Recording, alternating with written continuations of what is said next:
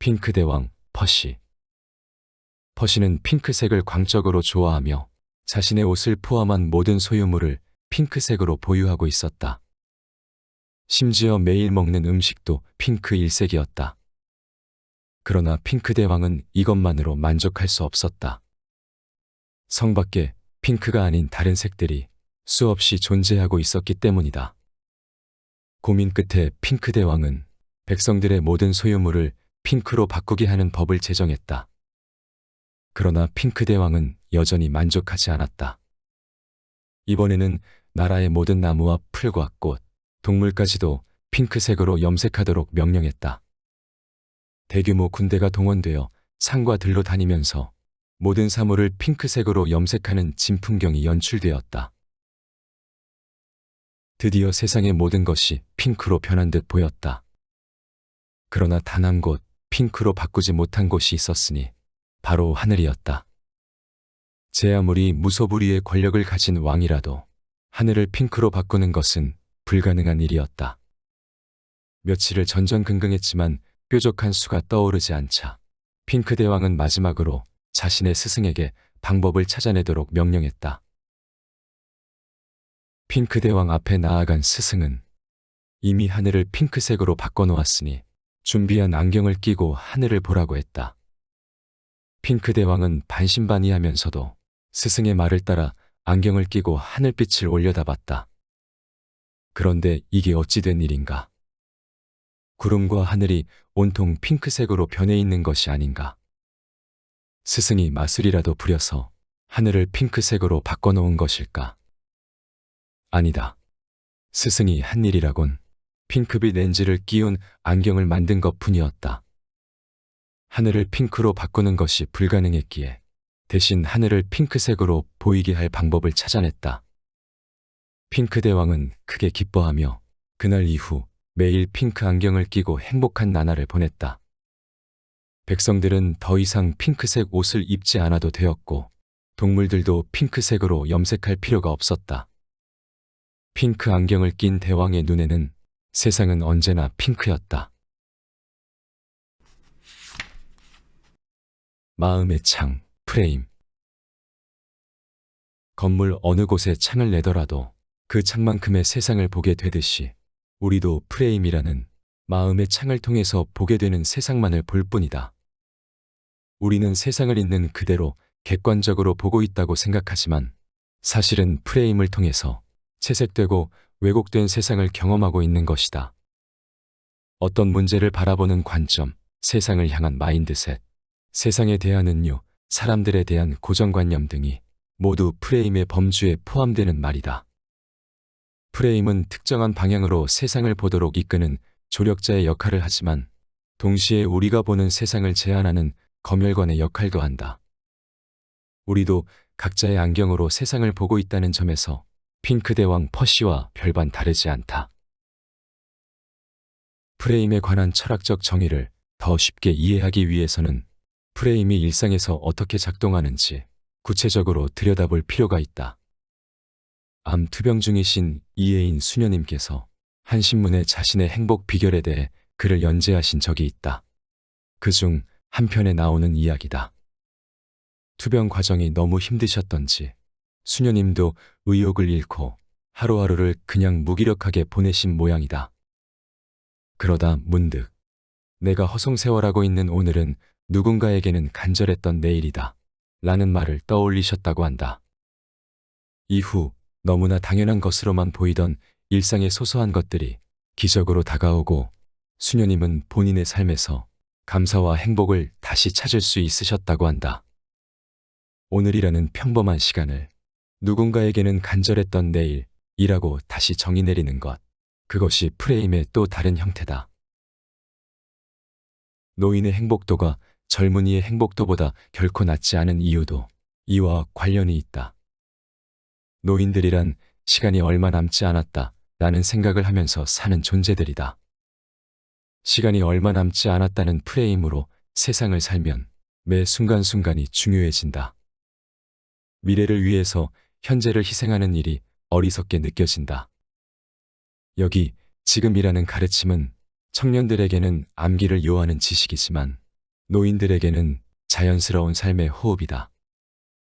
노인의 행복도가 젊은이와 비교해서 결코 낮지 않은 이유는 바로 그들이 지니고 있는 시간에 대한 프레임이 그들의 행복을 극대화시켜주기 때문이다.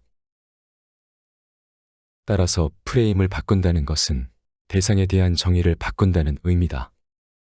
어떤 사람은 자신의 업무를 직업이라고 정의하고, 어떤 이는 커리어라고 정의하고, 또 어떤 이는 소명이라고 정의한다. 이는 큰 차이를 만들어낸다. 자신의 일을 소명이라고 규정하는 사람이 훨씬 성과가 좋을 뿐 아니라 행복감도 강하게 경험한다. 우리에게는 자신만의 새로운 사전이 필요하다. 사물과 상황에 대한 나만의 정의를 다시 내려보는 것, 그것이 프레임을 바꾸는 길이다. 단어가 프레임을 결정한다. 대상에 대한 정의가 단어들로 구성되어 있기 때문에 프레임은 정의다라는 말은 필연적으로 프레임은 단어다라는 의미이기도 하다. 한 대상을 지칭할 때 어떤 단어를 사용하느냐는 단순한 어휘 선택의 문제가 아니라 그 대상에 대한 프레임을 결정하는 중요한 행위다. 따라서 프레임을 바꾸기 위해서 꼭 필요한 일은 언어를 바꿔나가는 것이다. 감사, 감동, 기쁨, 설렘, 만족. 이런 단어들이 우리 삶 속에, 나아가 우리 아이들의 말 속에서 넘쳐나도록 만들 필요가 있다. 반대로 다 먹고 살자고 하는 거 아니겠어? 또는 좋은 게 좋은 거 아니겠어? 라는 표현이나 대충 아무거나 등의 단어들은 하루라도 빨리 사전에서 지워버려야 한다. 이런 말들은 우리의 마음가짐을 최고의 프레임에서 순식간에 충분한의 프레임으로 바꿔버린다. 누군가 이런 체념적 말을 던졌을 때 우리 마음속에서 얼마나 순식간에 탁월함에 대한 추구가 사라지는지 경험해 본 사람이라면 이런 표현들이 갖고 있는 무서운 전염성의 위력에 공감할 것이다. 특히 부모와 교사, 상사들은 자녀와 학생들, 부하 직원들 앞에서는 절대로 이런 말을 사용해서는 안 된다. 습관적으로 내뱉은 이런 말들은 듣는 이들로 하여금 좋은 것에서 위대한 것으로가 아닌 위대한 것에서 좋은 것으로의 마음가짐을 유도하기 때문이다. 한 사람의 언어는 그 사람의 프레임을 결정한다. 더 나은 프레임을 설계하라. 사람들은 흔히 프레임을 마음가짐 정도로만 생각한다. 그래서 좋은 프레임을 갖추기 위해서는 좋은 마음을 가져야겠다고 결심한다. 그러나 프레임은 결심의 대상이라기보다는 설계의 대상이다. 프레임 개선 작업은 나의 언어와 은유, 가정과 전제, 단어와 질문, 경험과 맥락 등을 점검한 후에 더 나은 것으로 설계하고 시공하는 작업을 요한다. 건물의 어느 곳에 창을 내더라도 세상 전체를 볼 순 없다. 그것을 알기에 건축가는 최상의 전망을 얻을 수 있는 곳에 창을 내려고 고심한다. 이렇듯 우리도 삶의 가장 아름답고 행복한 풍경을 향유하기 위해 최상의 창을 갖도록 노력해야 한다. 어떤 프레임을 통해 세상에 접근하느냐에 따라 삶으로부터 얻어내는 결과물들이 결정적으로 달라지기 때문이다. 최상의 프레임으로 자신의 삶을 무장하겠다는 용기. 나는 이것이 지혜의 목적지라고 생각한다. 세상을 바라보는 우리들 개개인의 마음의 창을 점검하고 새로운 창을 갖추는 것은 삶이 우리에게 허용한 가장 큰 축복이자 의무다.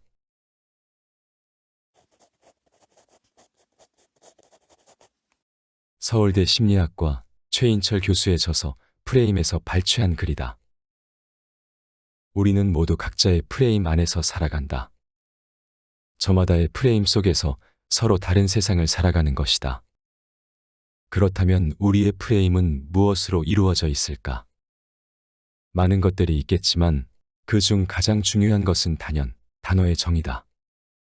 누군가는 부자를 돈이 많은 사람으로 정의하고 누군가는 시간이 많은 사람으로 정의한다. 전자의 경우 이미 부자더라도 더 많은 돈을 벌기 위해 밤낮 없이 일을 한다. 또한 스스로를 아직 부자라 생각하지 않을 수도 있다.